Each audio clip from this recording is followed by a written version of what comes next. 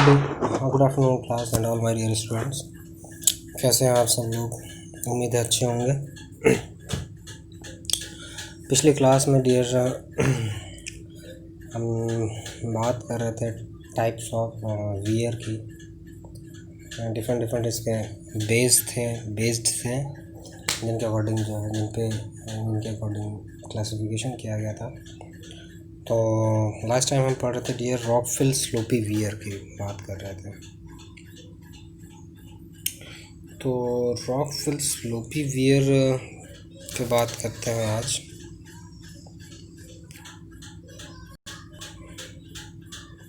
Rockfill sloppy wear dear, इस wear को सूखे पत्थरों का ढालू वियर भी कहते हैं। ये जो वियर है डियर, इसे सूखे पत्थरों का ढालू वियर भी कहते हैं, क्योंकि इसमें डियर सूखे पत्थर, ड्राई स्टोन्स, बोल्डर्स ज़्यादा इस्तेमाल होते हैं और स्लोप इसमें प्रोवाइड कराया जाता है, इसलिए इसे रॉकफिल स्लोपी वियर कहते हैं। इस प्रकार के वियर का निर्माण करने के लिए चिनाई की प्रतिधारक दीवारें खड़ी करके, जो हम मैसनरी की जो है रिटेनिंग वॉल खड़ी कर देते हैं और उनके मध्य में हम सूखे भाटे या बोल्डर, जिन्हें हम कहते हैं, भर दिए जाते हैं। भराई की ऊपरी सतह पर सीमेंट प्लास्टर कर दिया जाता है। भराई की ऊपरी सतह पर सीमेंट प्लास्टर कर दिया जाता है।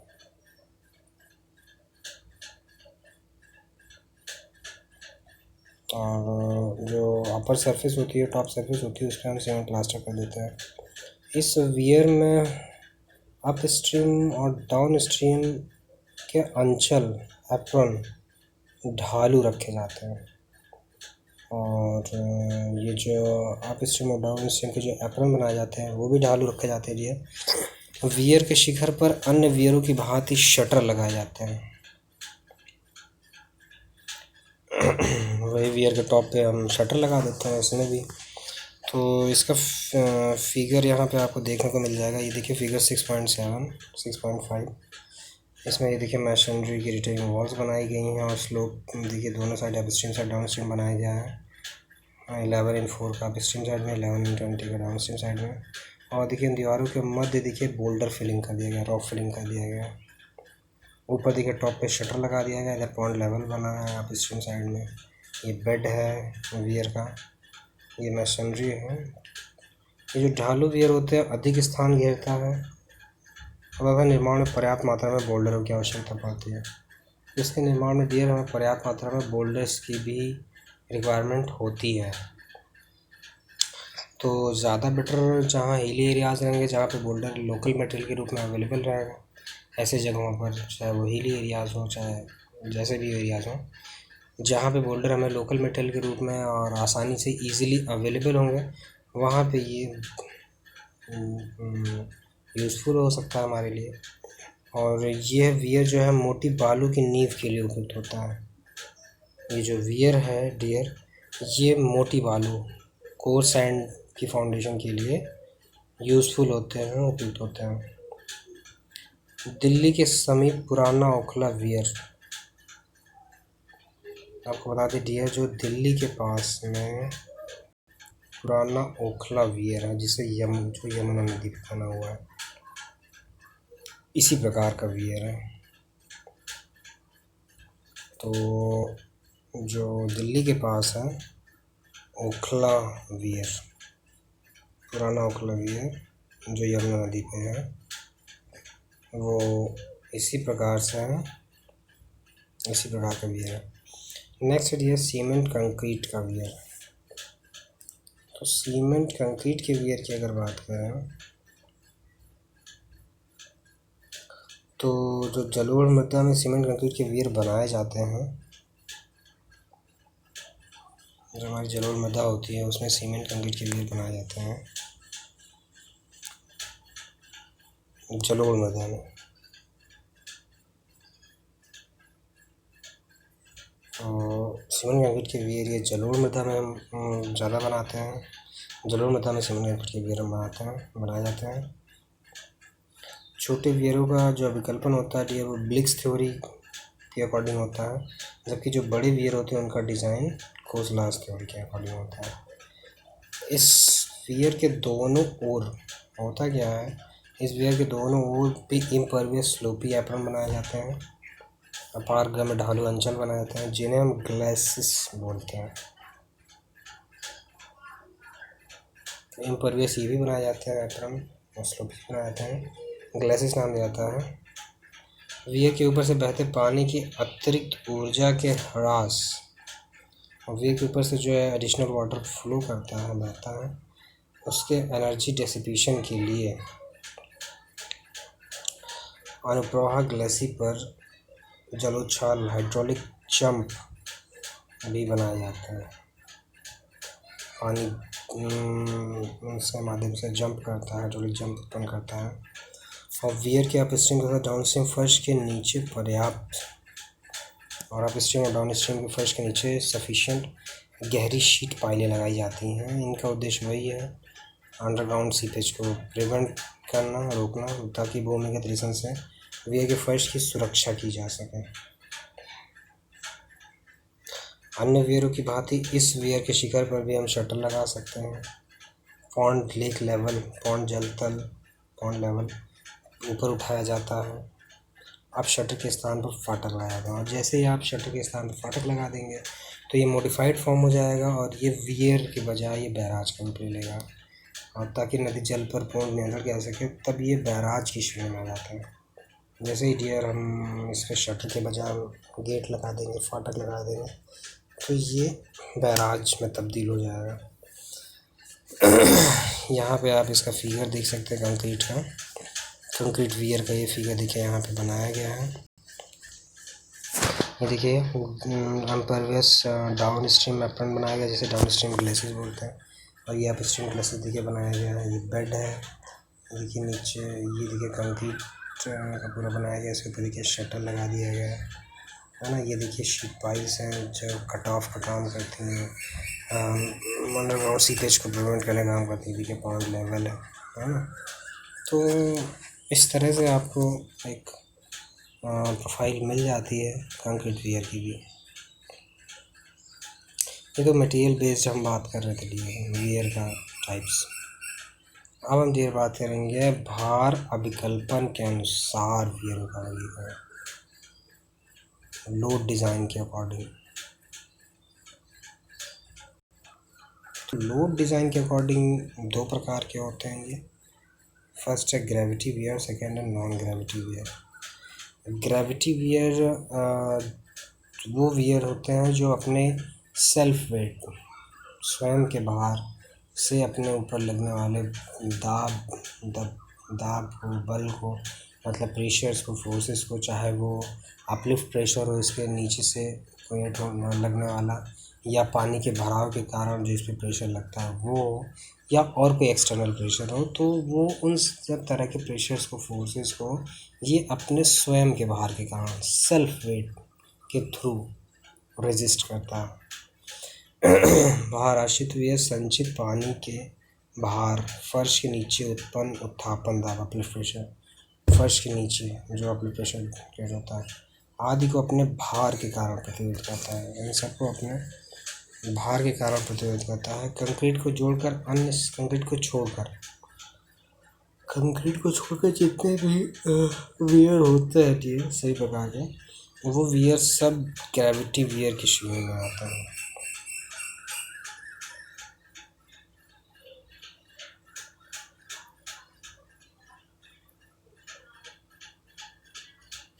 आभार आश्रित वियर समूचे तौर पर तो सभी बाहरी बलों को प्रतिरोधित करता है।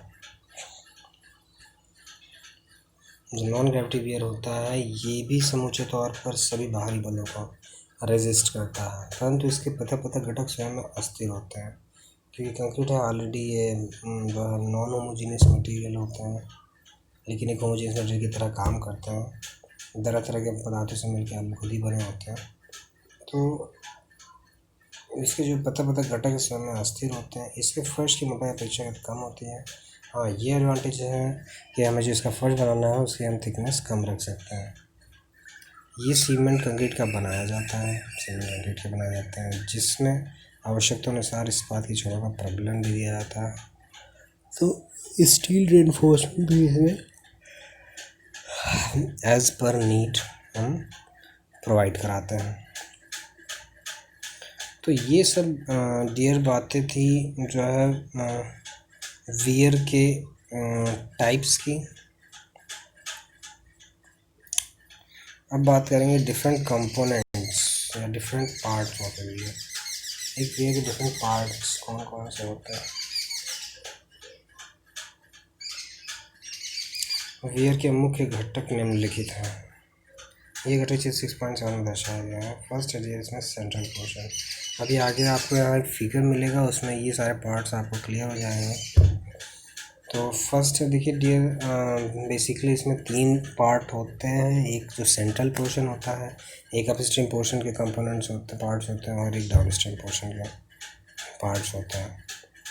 तो सेंट्रल पोर्शन में देखिए बात करते हैं, 2 हैं इसमें डियर। एक है वियर बॉडी वॉल, जो इसकी वॉल होती है मेन बॉडी वॉल जो होती है बीच में ये, और इसके ऊपर इसके क्रेस्ट पर लगने वाला जो शटर होता है।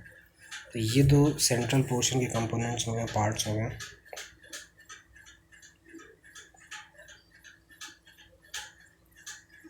नेक्स्ट जो आता है वो है अपस्ट्रीम साइड। तो अपस्ट्रीम साइड में देखिए क्या क्या चीज़ें आती हैं।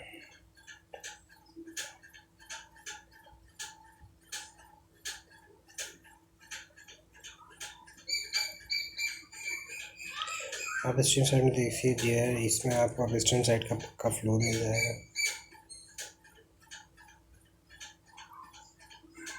इसमें आपको अपस्ट्रीम साइड का पक्का फ्लो मिल जाएगा फर्स्ट। उसके बाद कर्टेन वाल अपस्ट्रीम साइड की या कट ऑफ जिसे हम कहते हैं वो भी मिल जाएगा। सेकेंड, बोल्डर पिचिंग या talus, loose string pitching called rip rap और टेलोस और लॉन्चिंग अपन अपस्ट्रीम। तो अपस्ट्रीम साइड में देखिए यहाँ पे हम जो अपन लॉन्च करते हैं बोल्डर पिचिंग या टेलोस, ठीक है। तो अपस्ट्रीम कर्टेन वॉल जो लॉन्च करते हैं, उनका टॉप जो बनाते हैं, जो कंपोनेंट बनाते हैं। इस तरह से कोई बहुत ज़्यादा कंपोनेंट पार्ट्स इसमें नहीं है डियर। और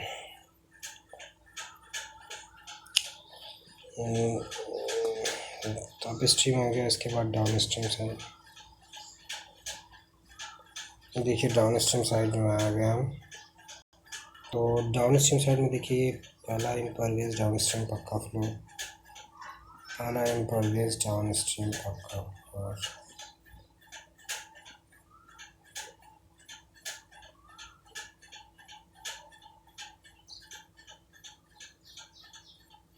अब डाउन स्ट्रीम साइड पक्का फ्लो। सेकेंड, इसमें भी वही डाउन स्ट्रीम कर्टेन वाले कट ऑफ बनाना इसमें पड़ेगा। एक इसमें चीज़ है डाउन स्ट्रीम इन्वर्टेड फिल्टर बनाना पड़ता है। डाउन स्ट्रीम इन्वर्टेड फिल्टर होता है, ठीक है, रोक छाने का होता है। और लास्ट ये बोल्डर पिचिंग या telos on down stream side. तो ये डाउन स्ट्रीम साइड में बोल्डर पिचिंग देनी पड़ेगी। और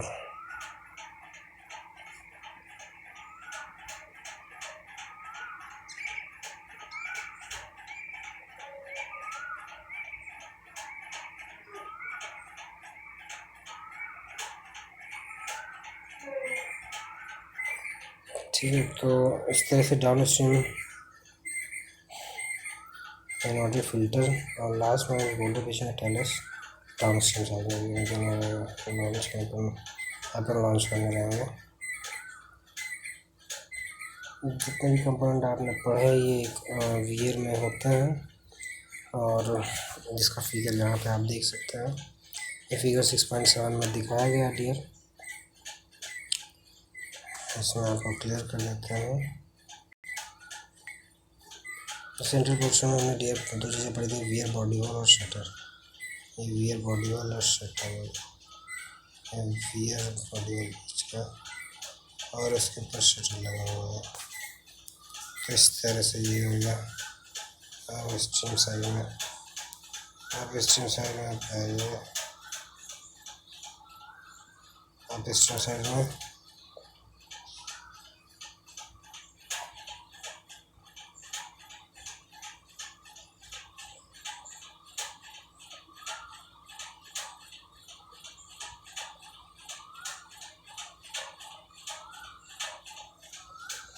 ठीक है। अब ईस्टर्न साइड, अब ईस्टर्न साइड में देखिए आप ईस्टर्न में आपको अब ईस्टर्न पिचिंग आप देखिए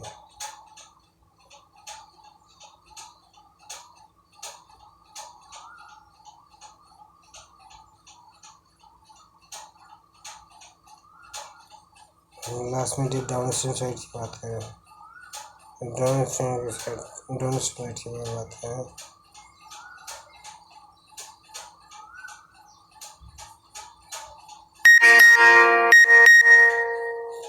डाउन स्ट्रीम साइड में भी देखिए डाउन स्ट्रीम पिचिंग की गई है।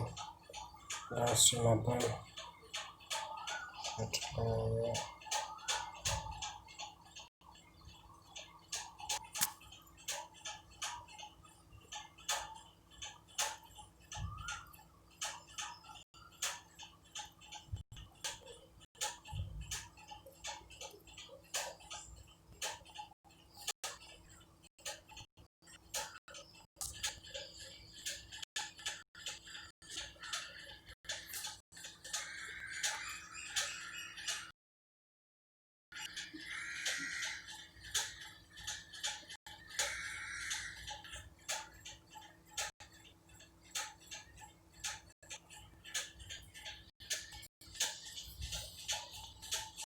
तो ये हम देर बात कर रहे थे।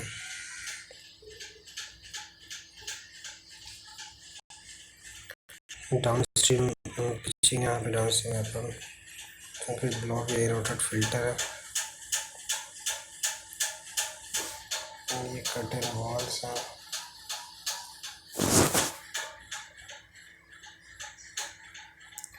Free divide wall, divide wall हम बात करेंगे, विभाजक दीवार।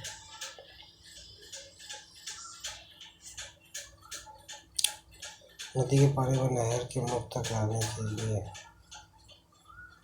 ये दीवार बनाई जाती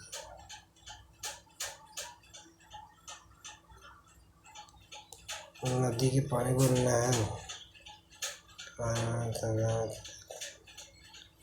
नदी के पानी को नहर के पानी में तक लाने के लिए ये दीवार वियर के अपस्ट्रीम साइड में बनाई जाती है।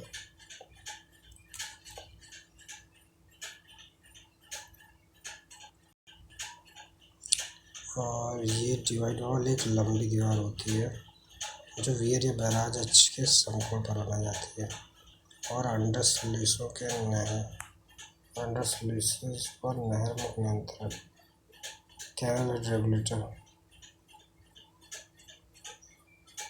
के शेष भाग से अलग करती है।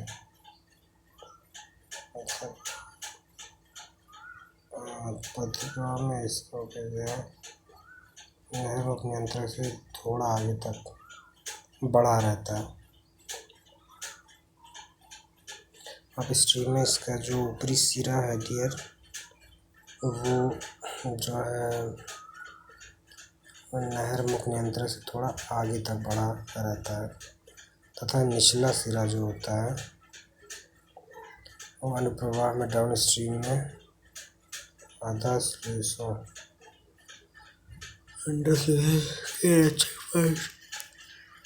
जिसे हम टैलस और लूज प्रोडक्शन फ्लोर कहते हैं तक जाता है। यह दीवार चिनाई अथवा कंक्रीट की बनाई जाती है। ये जो वॉल होती है डियर चिनाई या कंक्रीट की बनाई जाती है। चिनाई की दीवार के शीर्ष पर चौड़ाई 1.5 मीटर से 2.5 मीटर होती है। तो चिनाई की दीवार की शीर्ष पर चौड़ाई है, चिनाई की दीवार के शीर्ष पर चौड़ाई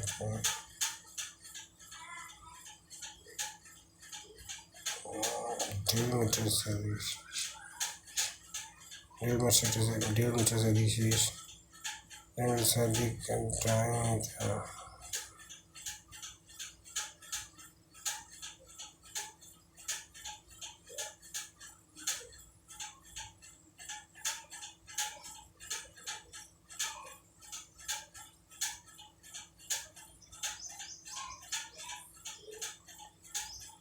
और ये दीवार चिनाई, तो कंक्रीट में चिनाई की दीवार के शीर्ष पर चौड़ाई, जो मशीनरी की वॉल होती है इसके हेड पर चौड़ाई जो होती है वो 1.5 मीटर से 2.5 मीटर होती है शिखर पे, और जो साइड स्लोप होती है वो 1/2:1।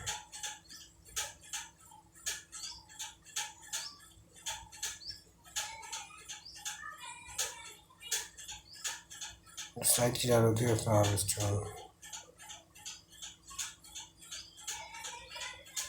रखे जाते ताकि नेगेशन स्क्रीन कम बन जाए।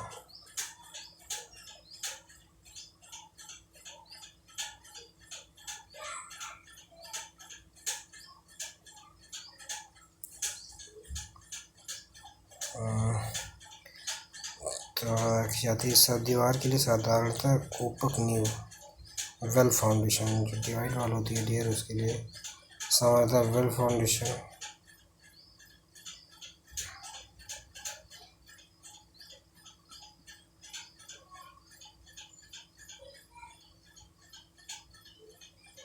पिघली दीवार का कार्य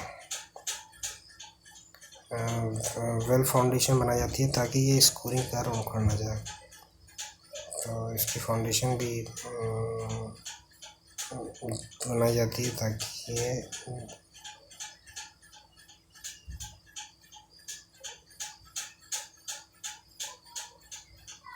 जब दीवार में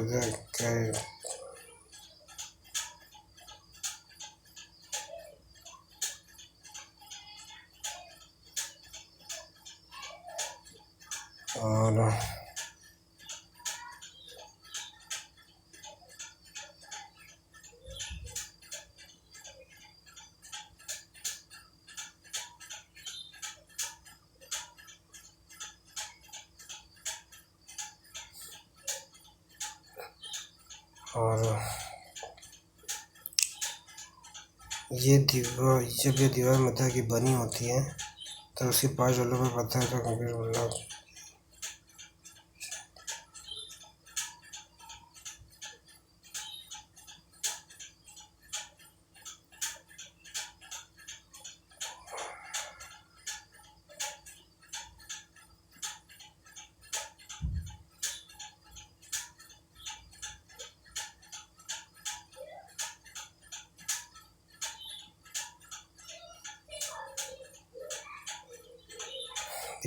दीवार के कार्य फंक्शन ऑफ डिवाइड वॉल।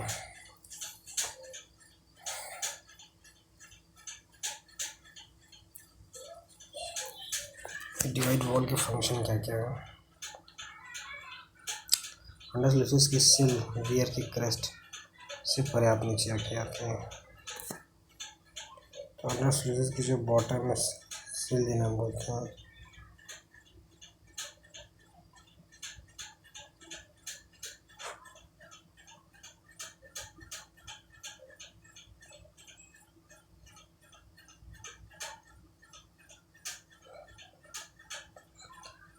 अंडरस्लिसेस की सिल रियर की क्रेस्ट से पर्याप्त नीचे आके आते हैं, अतः दोनों तलों को अलग करने के लिए उनके मध्य विभाजित दीवार का होना आवश्यक है।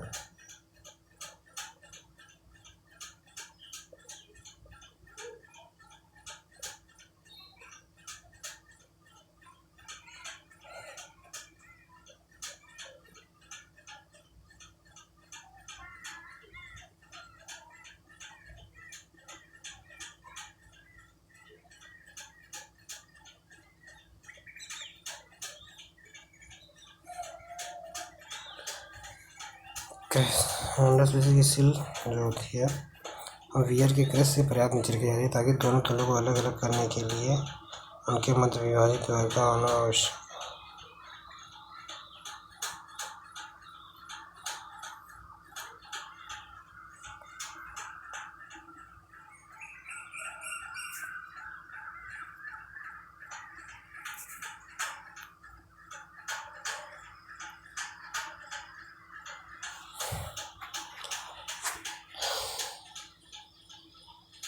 और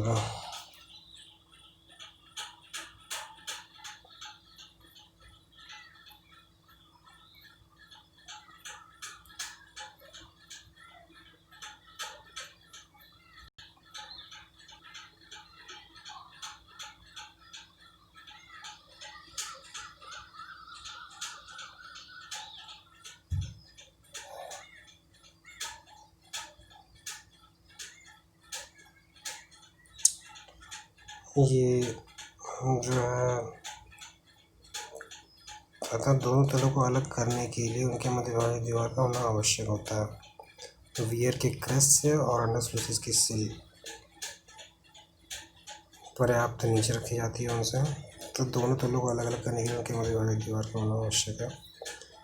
ये दीवार नदी की मुख्य धारा को नहर के मुख की तरफ मोड़ने का कार्य करती है। नदी की मेन स्ट्रीम होती है, उसको नहर की तरफ डाइवर्ट करने का काम करती है। अतः नदी में पानी कम होने पर भी पर्याप्त पानी नहर की ओर आता रहता है।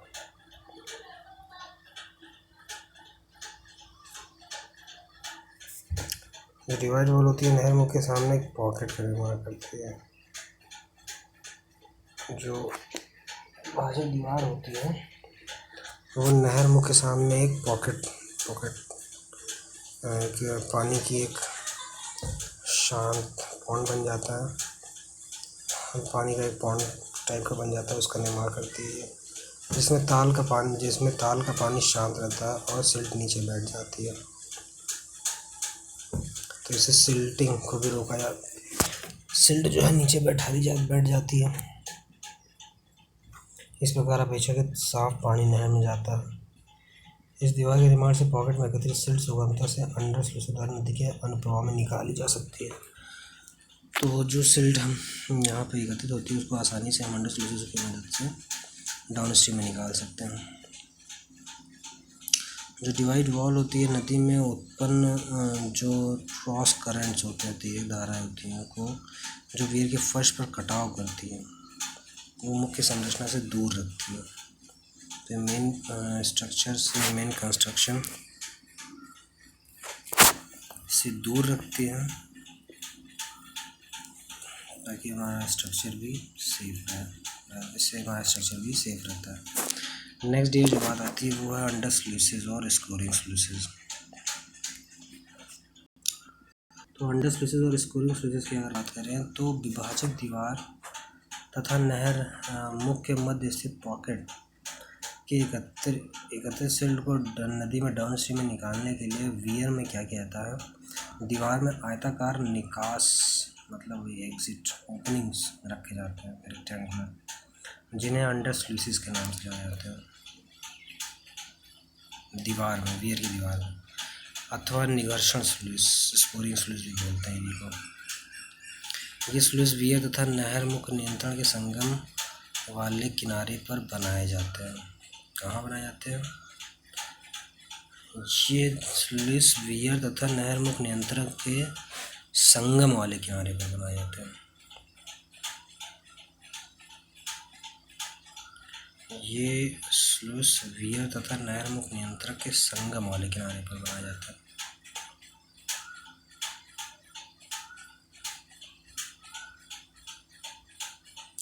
ये स्लूस वियर तथा नहर मुख नियंत्रण के संगम वाले किनारे पर बनाए जाते हैं।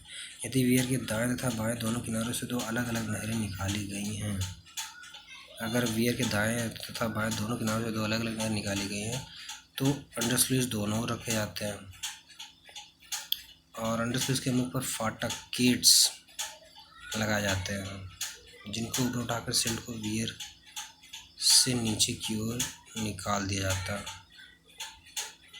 इसमें फाटक लगाए जाते हैं जिनको ऊपर उठा दिया जाता है और सिल्ट को वियर से नीचे की ओर निकाल दिया जाता है। जब पानी तेज़ी से ज़्यादा स्लूसों से निकलता है तो अपने साथ पॉकेट में एकत्रित सिल्ट को भी बाहर ले जाता है।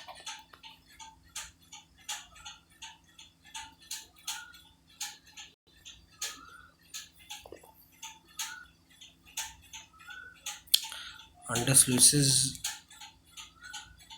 सिल जो होता है नहर मुख नियंत्रण की शिखर अंडर स्लूसेस की सिल नहर मुख नियंत्रण की शिखर क्रेस्ट से जो नहर मुख नियंत्रक होते हैं उनके शिखर से 0.9 से 1.8 मीटर नीचे रखी जाती है। तो हमारा जो अंडर स्लूसेस का सिल होगा वो नहर मुख नियंत्रक के शिखर क्रेस्ट से कैनल हेड रेगुलेटर के शिखर क्रेस्ट से 0.9 से 1.8 मीटर नीचे रखी जाती है ताकि सिल्ट नहर में प्रवेश कर सके। सिल्ट अवरोधक, सिल्ट एक्सक्लूडर अनुच्छेद 6.16 की दशा में जो सिल्ट एक्सक्लूडर बनाए जाते हैं, ये अंतर 1.8 मीटर रहना चाहिए। तो अगर सिल्ट एक्सक्लूडर बना रहे हैं तो ये जो डिफरेंस है डियर, ये 1.8 मीटर रहना चाहिए, क्योंकि अंडर स्लूसों से पानी बड़ी तेज़ी से वियर के अनुप्रवाह की ओर निकलता है। अतः इसके आप स्ट्रीम तथा डाउन स्ट्रीम दोनों ओर पक्का अंचल एप्रन पर्याप्त लंबाई तक लगाना आवश्यक है।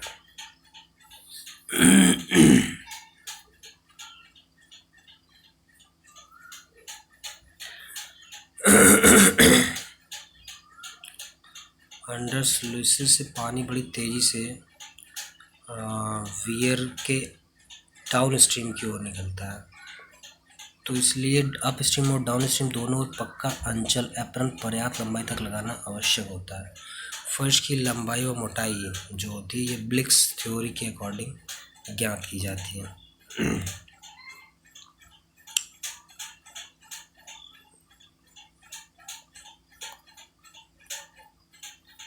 और बात करें अंडर स्लूसेस के ऑब्जेक्ट की, तो अंडर स्लूसेस का जो उद्देश्य होता है वो नहर मुख नियंत्रक के सामने जो बनी पॉकेट में एकत्रित सिल्ट होती है उसको नदी के डाउन स्ट्रीम में निकलने के लिए अंडर स्लूसेस को फाटक उठा दिए जाते हैं, इसलिए बनाए जाते हैं। क्योंकि अंडर स्लूसेस के सिल्ट वियर तथा नहरों के शिखरों से पर्याप्त नीचे रखी जाती है, अतः नदी का पानी एक सतत एवं सुनिश्चित धारा के रूप में नहर के मुख तक पहुँचता रहता है। हाँ, विशेष तौर पर नीचे रखने से ये नहर के मुख तक पहुँचता रहता है आसानी से। विशेष तौर पर शुष्क ऋतु में जब नदी में पानी की मात्रा कम हो जाती है तो ये फ़ायदेमंद रहता है, इससे मदद मिलती है। नदी के अतिरिक्त निस्सरण जो एडिशनल डिस्चार्ज होता है, नहर की जो कैपेसिटी से अधिक हो, नहर की धारिता से अधिक होता है, उसको वियर के डाउन स्ट्रीम में निकालने के लिए अंडर स्लूसेस अधिक उपयोगी होते हैं। और बार बार वियर के सभी शटरों होता है क्या, वियर के सभी शटर को गिराने उठाने का झंझट नहीं रहता है, तो ये सब फायदे रहते हैं।